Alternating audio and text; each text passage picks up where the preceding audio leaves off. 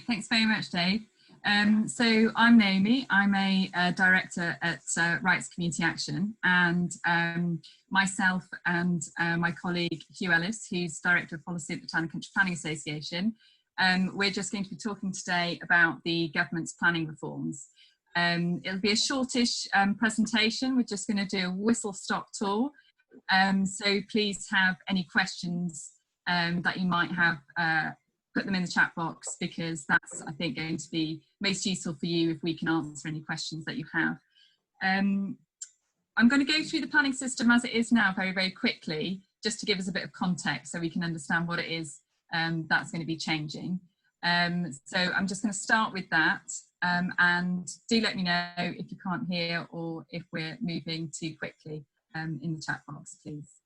Okay, hope everyone's sitting comfortably. I know you're all you must be very dedicated to planning, because you're sitting here on a beautiful sunny evening, well it is at least here, and wanting to talk about planning for an hour. So the Town and Country Planning Act, why is it so important to us? This is Lewis Silkin on the introduction of the bill in the House of Commons, and I think what he's saying there is still really valid for all of us today.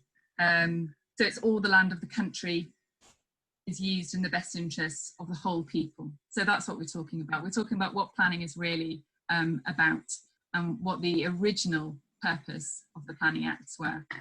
And our system at the moment it's a bit complicated, but there are some particular rights in it and some particular democratic safeguards that are really, really important. And that even if we don't use them, it's really important that they're there in case we need to use them.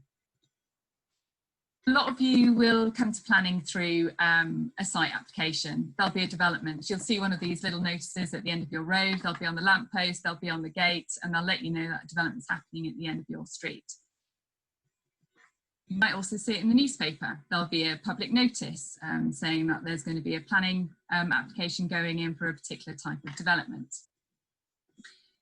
And then you'll have the developer putting in an application, so filling out standard form, saying exactly what he's going to be doing or she's going to be doing, what it's all about, how long it's for, and what it might look like. So you have all this information up front. And it'll all be on your local planning authority's register. So it'll be on the website and you'll be able to object. So that's really, really important to note that this is your opportunity to have your say on development and what is happening essentially in your local community.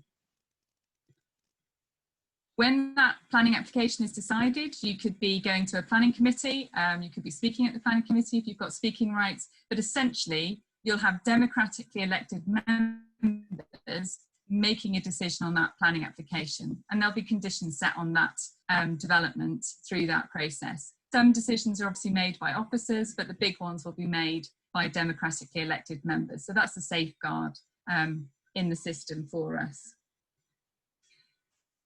The local plan is really, really important. So when that decision is being made on those houses that are being built at the end of your road, or that fracking site, whatever it may be, the first point of call for any officer looking at that application and recommending writing a report on that application for the councillors is going to be based on the local plan, if you've got one.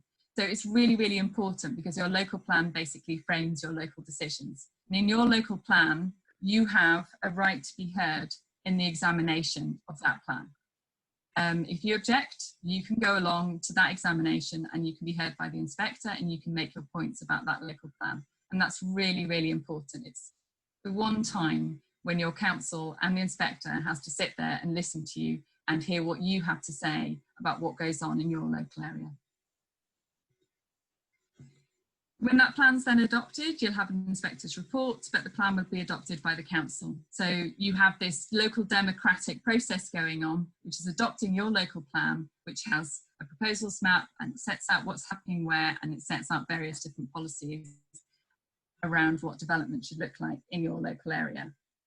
There is, of course, a lot of influence from national government on both the planning applications that are being decided and your local plan. And that's through the National Planning Policy Framework. And there's a lovely picture of Robert Jenrick reminding us that he's in charge of national guidance, and the national guidance influence on local plans and local decisions is pretty big at the moment. But there's still a lot of local discretion in local plans, and members can still make decisions of discretionary nature on local planning applications. So that's roughly the system we have at the moment. There are various other bits. There's permitted development, there's permission in principle, and there's local development orders, but that's all sort of to one side because this is the main basics of the system that has come to us from that very first 1947 Act, which set out the national nationalised national development rights.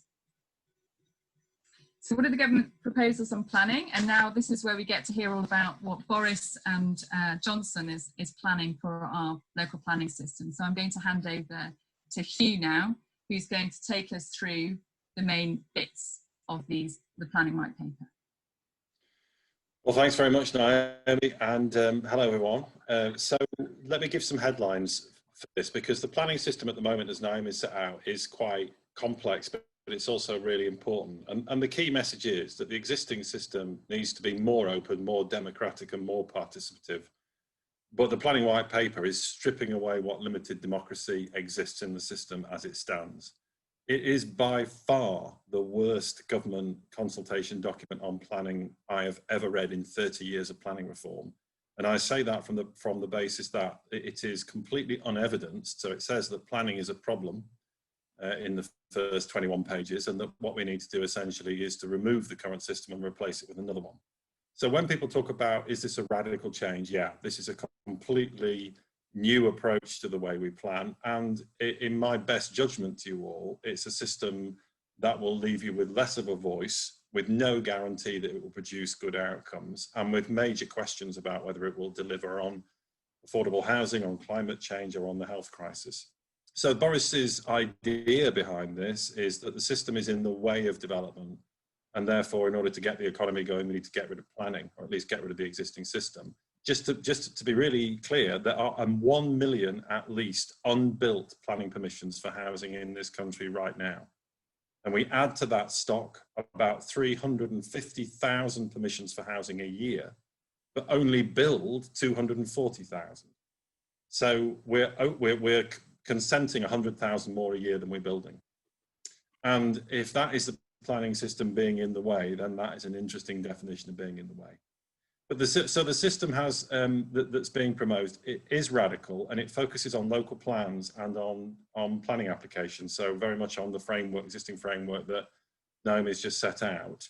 And it is going to propose 3 zones, effectively 3 kinds of planning system in England. And I'll talk quickly about them and then about the impacts on section 106, and then we can get into the detail. And by the way, if this is all bewildering for everyone, for any normal person, it's also completely bewildering for most planners, because this system that I'm trying to describe that they're proposing really doesn't make a deal of sense. So Naomi, shall we have a go? Let's have the first slide. So there are 3 kinds of areas that are going to be defined under the new system. The first is going to be growth areas. And those are areas where substantial development is going to take place. And the biggest change here is that instead of there being a 2-stage process where there's a development plan, which you have a right to be heard in and is adopted democratically, and then a developer needs to put a planning application in, if you like, to do the detail, essentially consent is going to be given in the plan. So 2 stages becomes 1 stage. So once development is in the plan, it has planning permission automatically. And that word automatically is used in the white paper. And as you can imagine, that has a huge potential impact on democratic accountability in the system. And so that is probably the biggest implication. It means that once the plan is made, communities effectively have no real, effective, meaningful opportunity to get involved in the system. What's the problem with that? Well, the problem is that most people, in my experience, get involved in planning applications first, and then they get involved in local planning after that, in local plans after that. So it has a major impact. The most important thing is that the removal of the 2nd stage of the system goes along with something else. They intend to abolish the right to be heard in the preparation of the plan. And that right, as Naomi said, has been absolutely critical. It's in section 20 of the Planning Acts, for those who are that way inclined on the detail. And it says that if you object to a plan, you have to be heard in person in front of an inspector. And that right is where most people who have been campaigning on issues have been. Now that's going to be made discretionary. So that when the government says they're democratizing the process by making more opportunity for involvement in the front loading of the plan, that simply is not true. That's not what the white paper actually says. So next slide. So the second area are renewal areas. So in growth areas, you can imagine that's going to be quite a lot of communities, particularly in high demand areas. So the weirdness about online is I don't know where any of you are from, but if you're in a high demand housing area, you could very, very well find that you're in a growth area. Renewal areas are largely for existing development, existing areas that are already built up. And here the white paper talks about gentle densification. So this is about taking existing communities and then being redeveloped. And there will be a presumption in favour of development, and there are also a variety of different permission in principle routes for that, and permitted development. I'll come back to permitted development because it's an issue in its own right. But the problem with permitted development is essentially you're giving developers planning permission automatically, which reduces democratic scrutiny. But I'll come back to that. So the third area is protection areas, and quite a lot of people have been enthusiastic about this because they've said, well, does that mean my area will be protected? Well, actually, it's not as clear as it looks.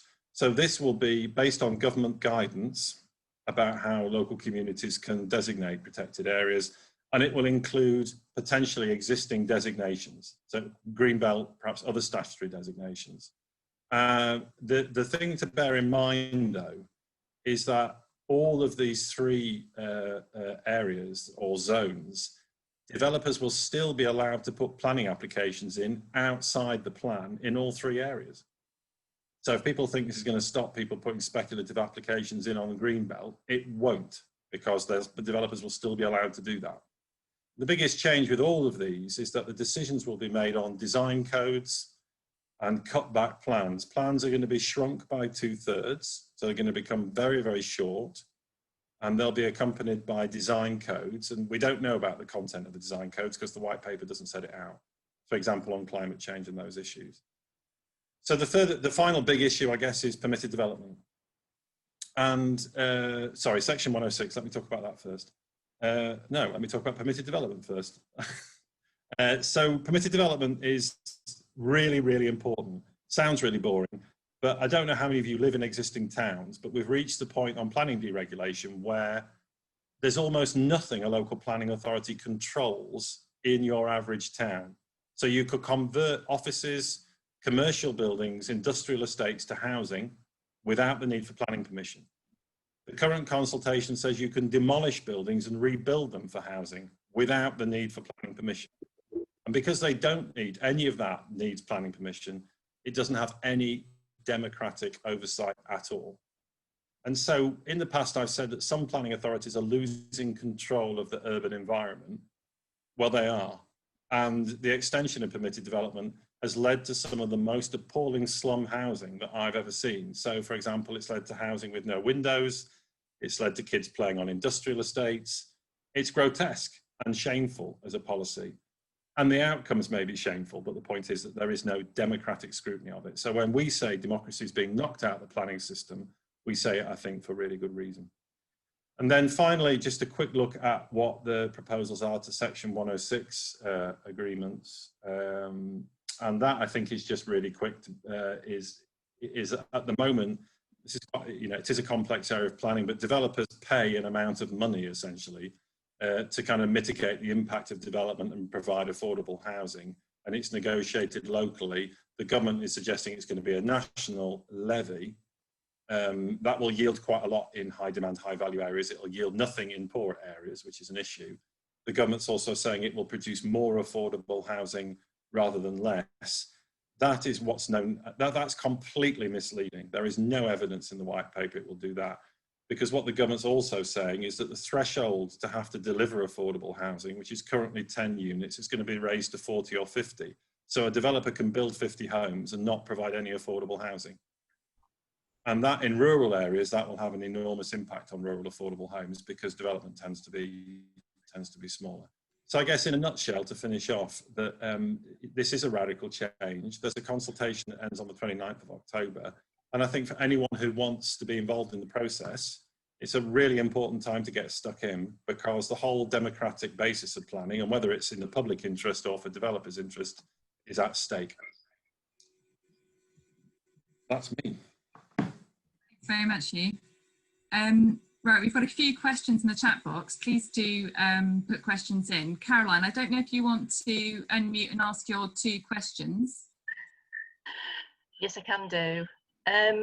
So I'm a town councillor, and I managed to get an item on the agenda for the next meeting, which is the first Thursday in October, the 1st of October, where we'll be discussing the white paper with the view to submitting a response. And I just want to be able to explain to them how it's going to affect our role as town councillors as we get consulted by the local authority, usually on plans, but I'm guessing this is no longer going to happen.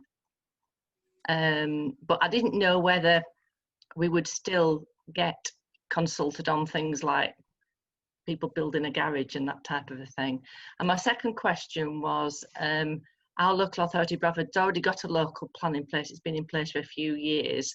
Will they have to completely revise this, or is it likely that they'll just slightly amend it so what they've got now as growth areas, which our town is one, will just continue on as a growth area?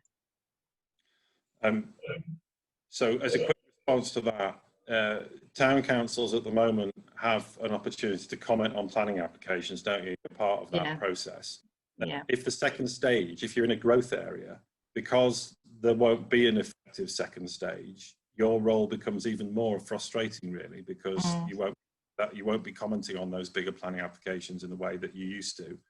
And I think that the other issue is that permitted development already means that a lot of development important to the average small market town or any urban area, you don't have, the planning authority has no control over it effectively. So you don't have any control submitting a submission to the planning authority, if that makes sense. And then on the transition, what the Prime Minister has said is that every planning authority will have a new style light touch plan in place by the end of this Parliament in 4 years' time. So, I mean, I'll come back and wear a banana suit if that actually happens. But nonetheless, I wouldn't underestimate the fact that, you know, this is a huge priority for Dominic Cummings. He sees, you know, planners and people involved in planning as a problem, and so there's this transformation underway. And I think that from a town council point of view, I know the National Association of Local Councils has made a submission as well. But one thing I'd add to that, how many of you are involved in neighbourhood planning? But if you read the white paper, neighbourhood planning is kind of marooned by this white paper. It's not clear at all from the white paper whether or not neighbourhood planning has a future. It just says we think we'll keep it. But then it says maybe neighbourhood planning will just comment on these new design codes. And in a way, if you're going to strip powers out of the system, it implies perhaps that town and parish council should have more power, not less. Yeah. Thanks, Caroline. Thanks, Hugh. Okay, thank you.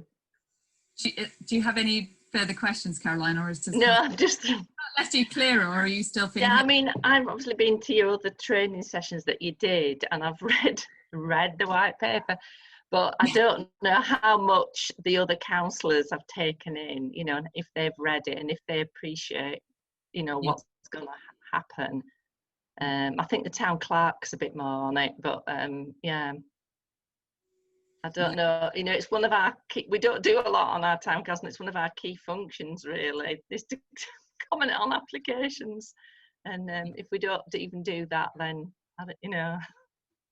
Yeah, I think that's going to be a really big loss. And just, Kevin, you had a quick question there about internal Tory pressure will stop this. Well, I think it is very interesting to see if once people on councils realise that they're losing one of their biggest roles on the council, which is to comment and make decisions on planning applications, how they're all going to feel about that. I think the problem is with planning is that we don't have, there's not many champions out there saying it's a fantastic system and I love it and I love getting involved. So, you know, the thing is that you know, that issue of it being a problem rather than something that we all love and cherish means that it's quite difficult when we're communicating about it and we're saying, actually, we really want our right to be heard and we really want our right to be to object to applications, whether there's anyone actually out there saying that or whether we're all kind of slightly silent until the system gets changed and suddenly we don't have a voice anymore, we don't have local democracy anymore. Dot, do you want Hugh to explain section 106 again? Yeah? I entirely don't blame you for that. So the existing system, essentially, which some local communities regard as sort of kind of bribery, is that developers pay part of the development profits to local authorities to pay for things like key infrastructure, contribute to schools, and mostly to deliver affordable homes. So when there's a policy and a plan that says 30% of these homes will be affordable, that deal is struck through something called Section 106, which is just one of those great planning labels, isn't it, Naomi? That is it's just a piece of contract law between the local authority and the developer. But this is all done locally at the moment. So it's all negotiated locally. What the government is going to do is make a national scheme, a national levy, and it'll be paid on a percentage basis of the final value of the development. And then local authorities, in theory, can borrow against that income stream going forward.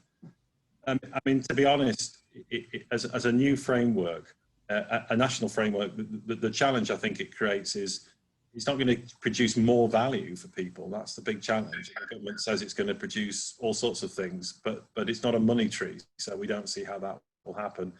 And also, just to be clear, that if you're in a very high demand, high value area somewhere in Surrey, then there's so much value in development that actually developers can give quite a lot.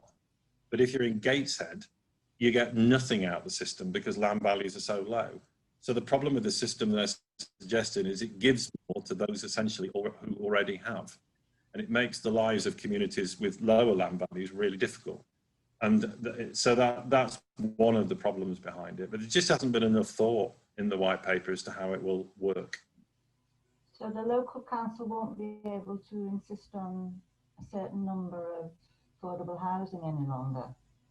Is that correct? What will happen now is that the levy will be set nationally, and then money will be collected from that levy locally.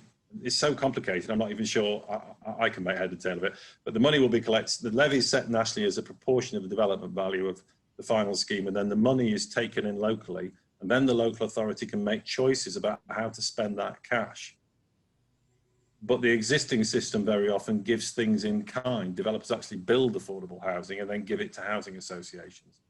So, you know, that's the challenge we've got, is that essentially the white paper was written in such speed that it's really difficult to understand what they're trying to achieve. But to give you an idea, it's not small amounts of money. I think the Section 106 yielded about £5 billion 2 years ago through the system. So it's a lot of cash that they're potentially playing with.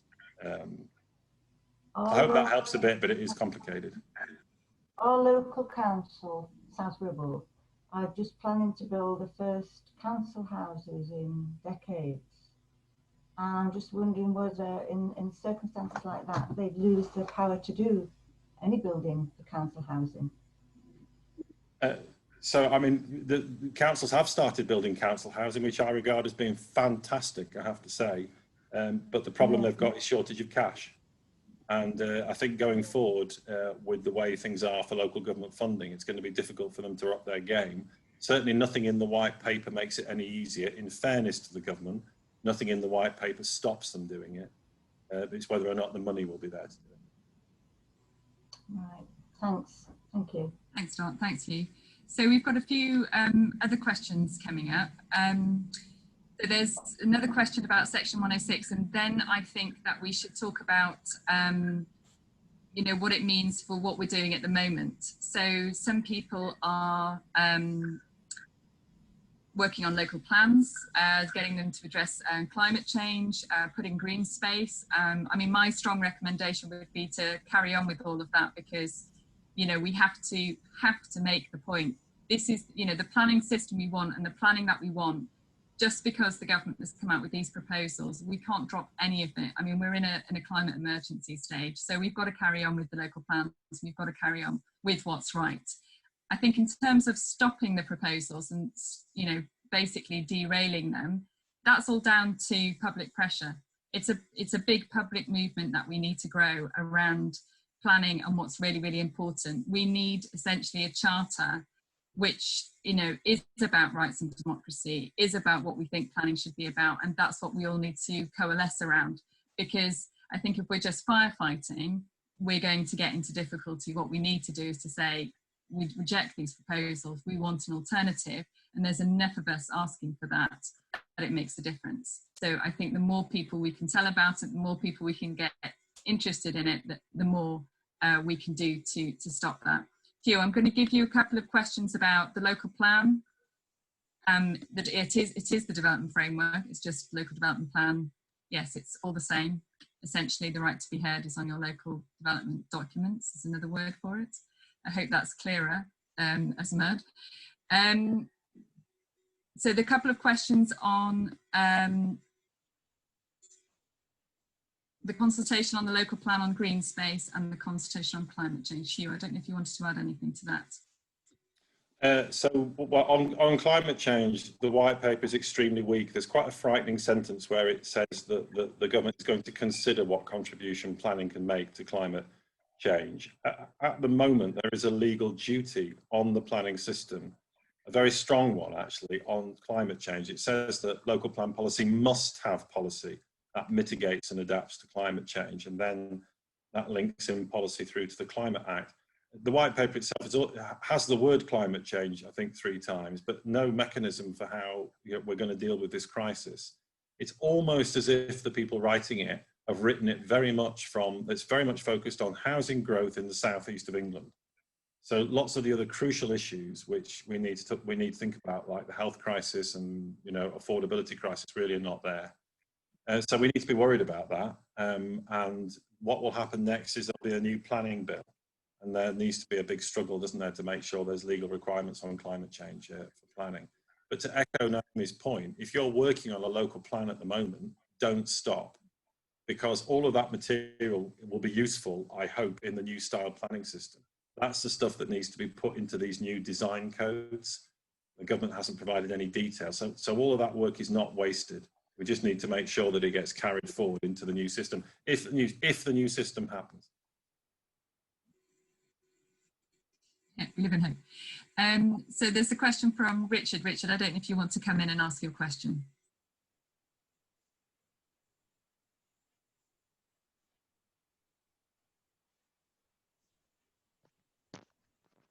Richard, are you there? Hello, yes, thank you. A parallel universe question. I can ask your question for you if you like. So this is about the all right. It's about the interplay between the local government reorganisation and we were just actually discussing this earlier today. And the second question is about local plan Mark II.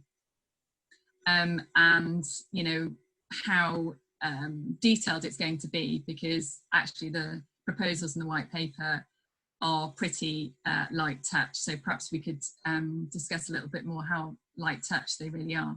So, Hugh, do you want to say, well, we were talking about that earlier today. Do you want to just... Yeah, so just on local government reorganisation, we were expecting a white paper on devolution now, and that white paper is going to abolish district councils pretty much wholesale and move to unitary authorities and combined authorities in England. It was incredibly radical, actually, and I don't think anyone had, but certainly it seemed to be like a rabbit pulled out of a hat. I mean, I don't think there's been any kind of big community conversation about this. But what we're just hearing is that white paper has been put back because, well, because most of the councillors in this country are district councillors. So there is an issue of how popular it is abolishing them all. So we expect that white paper now to be November, but it is really, really important. So November, or even push back into next year. On the question of what this new local plan might look like, I think it's difficult here because you start to try and fill in the gaps in the white paper for the government, which is a very dangerous thing to do. All I can say is that it's very much focused on design guides and pattern books.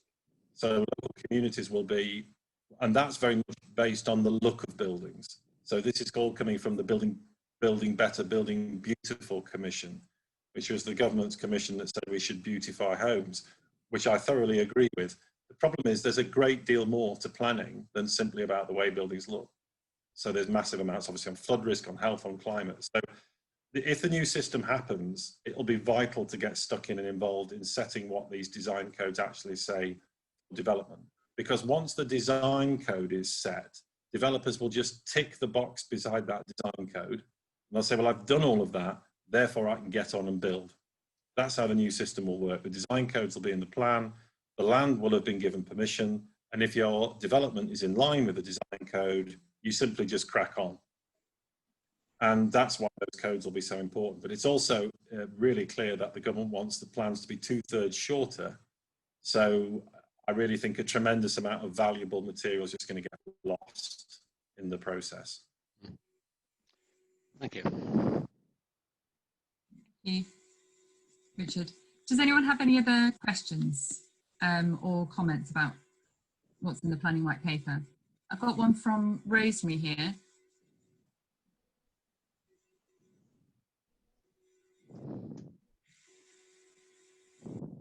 Rosemary, do you want to come in and ask your question?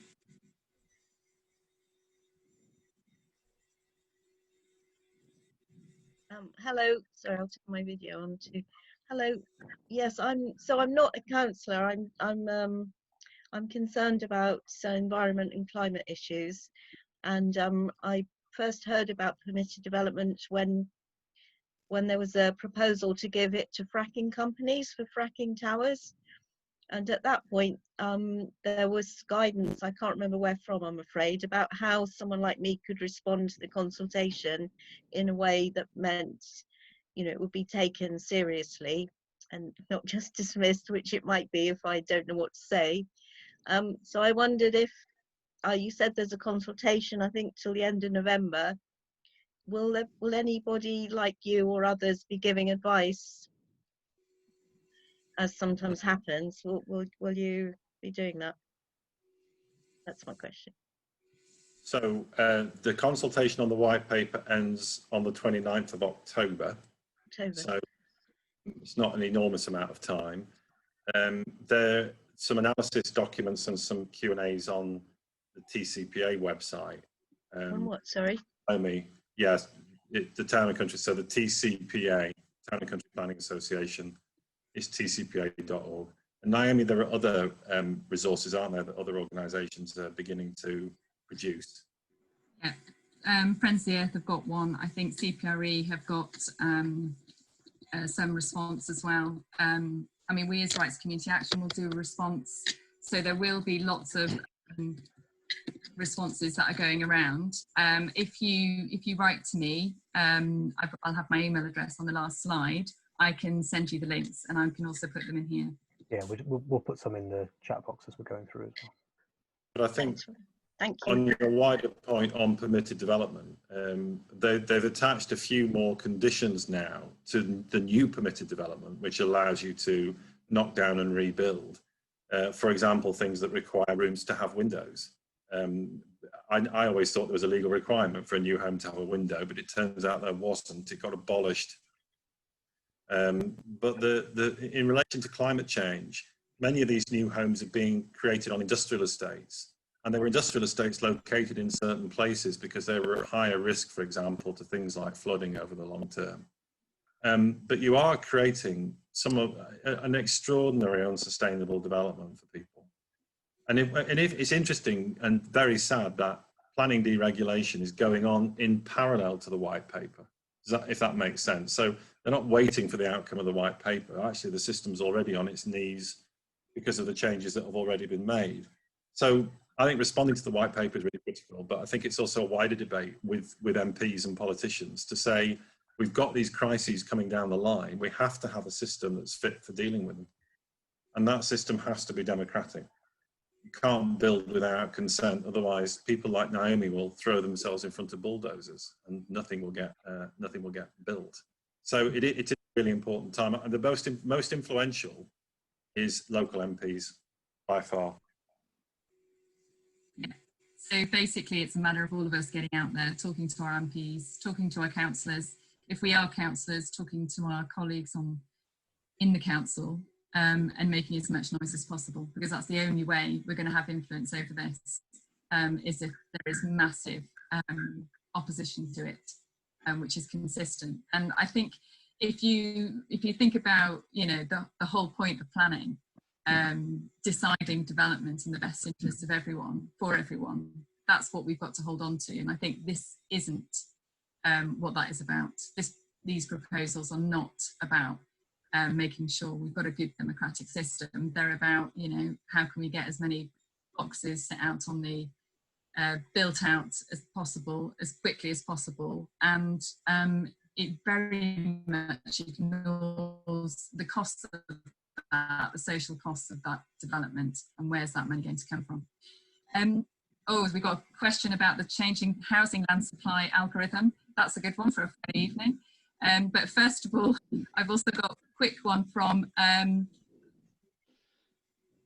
about the neighbourhood plan getting a larger percentage of Section 106. Please, it's now pointless. I think it's not pointless because, as Hugh was saying, everything that we can get into at the moment, we just have to make them stick for as long as possible. And all that stuff that's down and documented and approved and agreed will have some weight. And these proposals are not going to come in immediately because there'll have to be a bill and there'll have to be legislation. So that's going to take time. So in the meanwhile, we need to keep doing what we're doing, as well as doing our objections to this. So Kevin's got a question on future home standard and then the housing land supply algorithm. Do you want to answer that one, Hugh? Yes, thank you.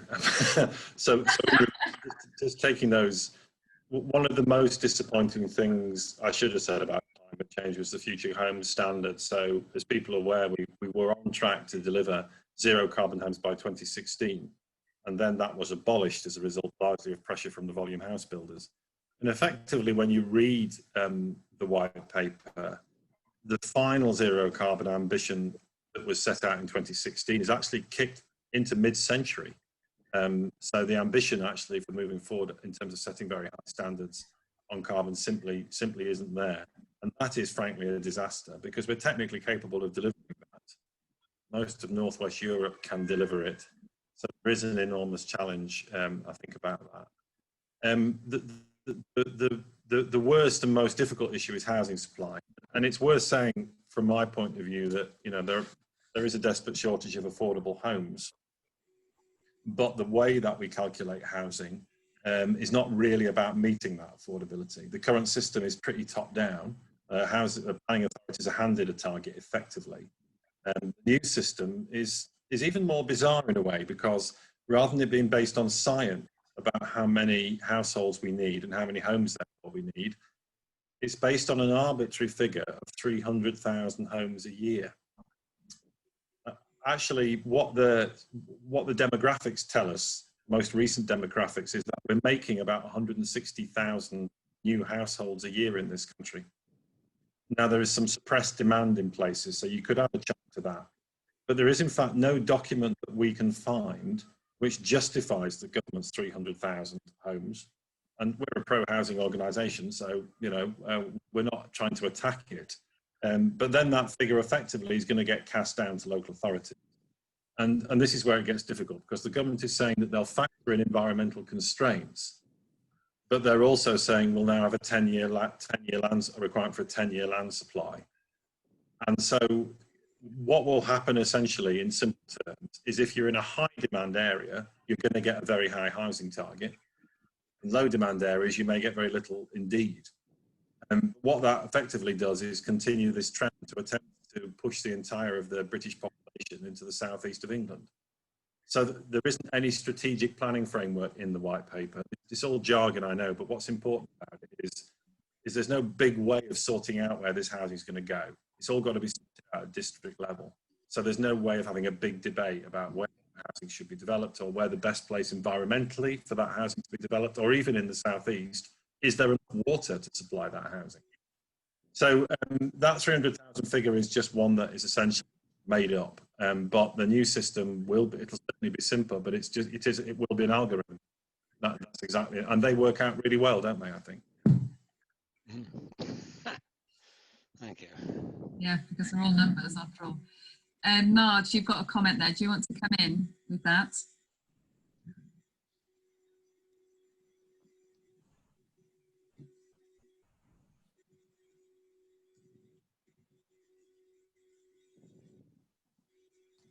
Marge, are you there?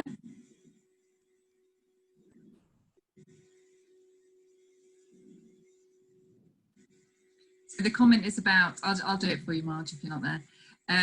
Or if you can't take your, Marge just dropped off. Sorry, I've just rejoined. I just got thrown off the meeting. Sorry. That's okay. I was just going to ask you a question for you, but now you can ask it. It wasn't really a question, it was a statement, I guess. But there is a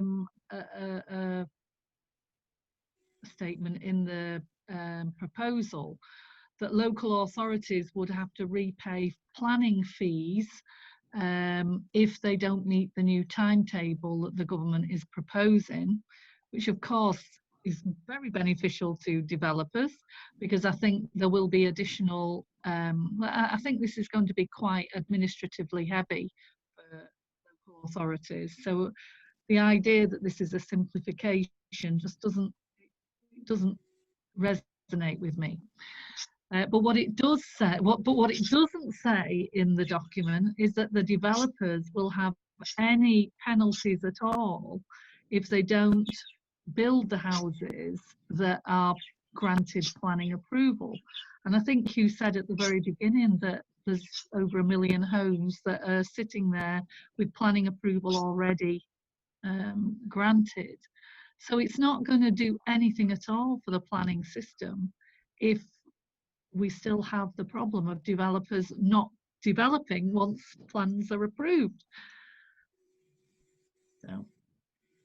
I mean, I think that's really important, Mark, because there isn't a measure in this white paper that helps build a single new home. What there is measures in this white paper that enable developers to get more consents. But I think Oliver Letwin in his review really nailed this down. Big volume house builders can get a consent for 1,000 homes in a village, but they will only build out at the rate that maintains the unit price for each home, and at the absorption rate. In other words, if they built out too fast, the price would go down. So private sector developers, and I'll leave it to others who are more eloquent to be critical of them. What I'm saying is that they've got no incentive whatsoever to build out at the rate that's needed by people, because that would be commercially foolish. And so the way to solve that problem, of course, is for housing associations and councils to build affordable housing, because they can build that, they're not bound by that. But that, of course, is a tiny fraction of the homes that we currently build. That's why we're accumulating so much land, because once land's given planning permission, it increases between 40 and 100 times in value. So developers can bank that value once they've got permission, and then they can build out at a rate that suits them. Right. But that's not planning's fault, because planning authorities have no control whatsoever at the rate that developers build. So how is it their fault if they're not meeting their delivery test? Agreed. It's nonsense. It truly is. And sorry, I got cut off just as you were talking about the algorithm, but I've said in my response that I believe the algorithm should be focused on social housing. We don't need an algorithm to mandate the supply or development of market housing. That will happen whether there's a mandated target or not, but social housing won't. And so I think if there is an argument to have some sort of algorithm based on demography and statistics, then that requirement is for an algorithm that demands that social housing is built in places where it's limited. So that's what I've put in my response anyway. Yeah, that's great, Marge, thank you. Does anyone have any more questions? Any sort of final questions? Because we've got a couple of minutes left. Oh, I've got another question about vacant building credit and community infrastructure levy, another kind of section 106 related question. And I think if you have any final questions, if you could put them in the chat box in the next minute or so, that would be great. Then we can deal with them. And I think we all have to leave on time at 7 o'clock. So Hugh, do you want to take that question from Richard? It's about the community infrastructure levy. Yeah, sorry, I can't quite see on SIL. I can't quite see it, but just to be clear, that SIL and Section 106 come from the same source, but they're two slightly different things. So Section 106 is a sort of ad hoc contract. The community infrastructure levy, SIL, is actually paid at a rate of the development produced. So if it's about square metres of housing, so many square metres adds up to a certain amount and is paid towards, contributes towards the delivery of infrastructure. But as to the wider issue about a number of mechanisms which government are talking about, which allow developers, if you like, off the hook on affordable housing, I think that is a really worrying trend. The threshold I've talked about, which means you can build 40 or will be able to build 40 or 50 homes and not make a contribution to affordable housing, will have a dramatic impact, because developers are not stupid people. So what they'll do is they'll break up their sites, won't they? And they'll just build smaller sites that all avoid affordable housing provision. And it's not simply, as Mike said, the overall need for affordability. It's also about genuinely mixed communities, so that you're actually building a new community or an extension to a village or town that's actually genuinely mixed, offers a different choice of rentals and owner occupation. So the thing to bear in mind about all of this is that people like the TCPA, with a strong belief in sustainable development and affordable housing, have had not one shred of influence over this white paper, and neither has the wider environment sector. This is a white paper crafted in order to suit the needs of the development sector and property sectors. That's what it does. That is why, even when in a growth area you say, well, consents are made in the plan and we'll have these design codes and it will all be front loaded, developers can still bang in speculative planning applications. So it's the best of all possible worlds for them. And from a community point of view, what little democracy there is in the system is under threat. So, you know, it's really important. This is completely the wrong direction for the future of planning, particularly in a climate crisis. Which is presumably why the government don't let me through the door. But anyway, there you go. Thanks for that, Hugh. So we don't seem to have any other questions. Thank you very much, everyone, for attending. Unless you've got any final thoughts, you can always email me at Naomi at Rights Community Action. I hope that was helpful for you in terms of, oh, we've got one more question. I'm going to answer that if you email that to me, Richard, I can answer it via email or forward it on. We will post this on our website, so I'm looking today who's going to do that hopefully for us, so we've got some more info up there, and we'll also be doing an update on our legal challenge, which we've got another week to do fundraising for, where we're challenging the office to residential conversions, which essentially give them permission to a whole unknown amount of development across England without so much as a proper consultation. So we're hoping for success on that front in October. Any help you can give us on that would be very welcome. Thank you very much. It's been really great. Your comments and contributions have been absolutely brilliant. It's amazing to see everyone so exercised about the white paper. Gives us loads of hope that